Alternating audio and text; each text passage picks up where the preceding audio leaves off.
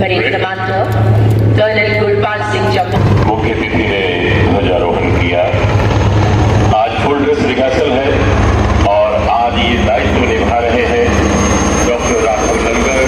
ये वायुसेना का एक हेलीकॉप्टर पुष्प वर्षा करता हुआ 73वें गणतंत्र दिवस के उपलक्ष्य कमेटी के चेयरमैन भी हैं।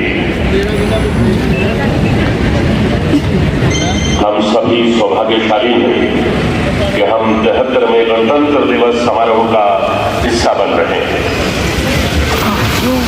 आजादी का अमृत महोत्सव हम मना रहे हैं। उन असंख्य शहीदों को श्रद्धा पुष्प अर्पित कर रहे हैं जिन्होंने medal 3 times, Sher Kashmir Gallantry Medal, DGP for boxing. अब जो दस्ता इस्लामी मंच की ओर अग्रसर है, देवियों सज्जनों, जम्मू कश्मीर आर्म्ड पुलिस का दस्ता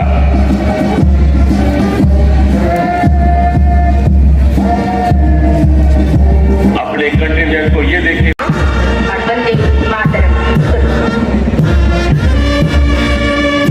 मातरम वंदे मातरम। राष्ट्रीय गीत की धुन इस्लामी मंच के सामने से उनका देवियों सज्जनों, बॉर्डर सिक्योरिटी फोर्स का रास्ता है वहां की सहायता के साथ दबे तले कदमों के साथ दहने देश के साथ हमें नाज है अपने नवाज जवानों पर।